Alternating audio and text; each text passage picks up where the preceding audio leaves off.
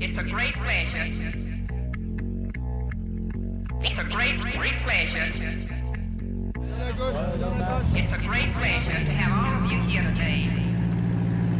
Donc nous on a trouvé notre 4L donc, à côté de Limoges et cela nous a permis donc, de l'acheter, de la préparer facilement vu que c'est des moteurs on va dire qui sont assez simples.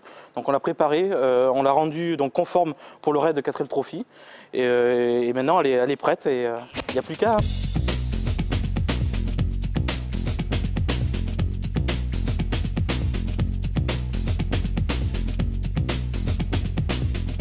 Oui, il faut oublier pas mal de choses de ce qu'on sait. Par exemple, dans une voiture normale, on sait qu'on peut freiner dans les temps, alors que là c'est pas vraiment le cas. Donc il faut vraiment encore plus anticiper que dans une voiture classique pour être sûr d'avoir le temps de freiner.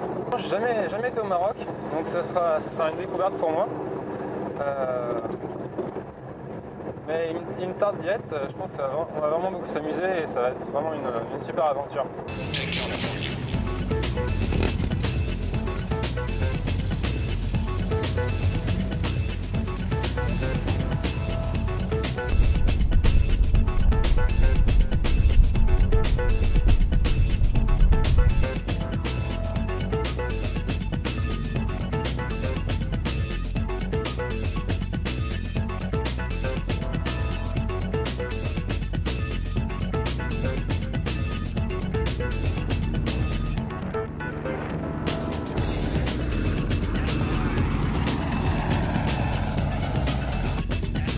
Est devant nous, mais c'est une belle aventure. Donc en plus c'est solidaire, c'est pour les enfants qui puissent étudier dans de bonnes conditions.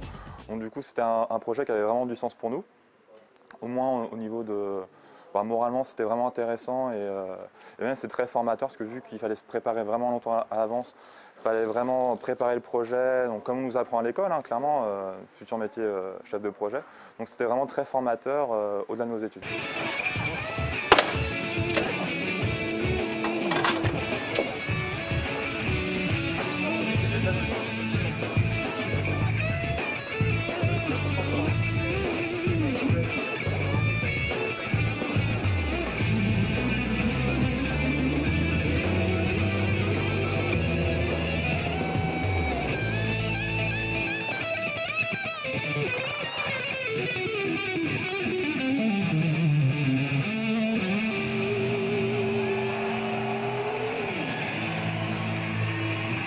Alors, la partie humanitaire, c'est vraiment une partie prépondérante puisqu'on ne part pas juste pour s'amuser dans le désert à bord d'une 4L, c'est d'abord pour construire des écoles pour le sud marocain plus défavorisé.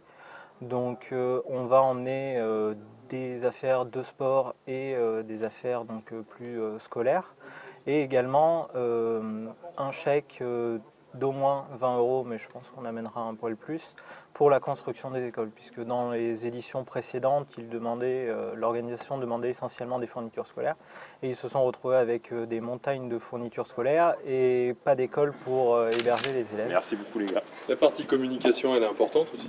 Ah oui, parce que déjà au niveau communication, il faut qu'on trouve des partenaires. Donc c'est cette démarche, on va dire, de trouver des partenaires et c'est compliqué vu la conjoncture économique actuelle.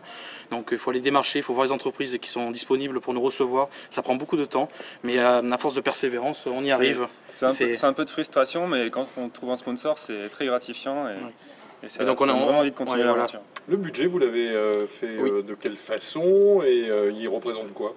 Le budget est d'à peu près 7 000 € on va dire pour cette édition 2015. Donc déjà il y a à peu près 3 400 € de frais d'inscription, donc ça représente une grosse partie on va dire du montant de notre budget. Ensuite après il y a tout ce qui est la mécanique de la voiture aussi, l'essence, les péages pour descendre tout au sud de l'Espagne. Il y a quoi d'autre aussi? Le matériel de camping, il y a vraiment de nombreuses dépenses. Tous les frais qu'on a fait sur la voiture pour vraiment la remettre en état au maximum. J'y ai passé toutes les après-midi de mes vacances, donc il y a pas mal de boulot. Donc qu'est-ce que je peux dire? Ce qui est intéressant pour le désert, c'est le montage d'un deuxième ventilateur sur le radiateur. Donc ça nous permettra d'être vraiment tranquille dans les passages dans le désert quand il fera chaud. Une autre pièce critique, c'est le filtre à air, qui a tendance à s'ensabler énormément dans le désert. Donc on a un système qu'on appelle schnorkel qui vient prendre l'air plus haut Donc ça nous permettra d'être tranquille dans le désert également.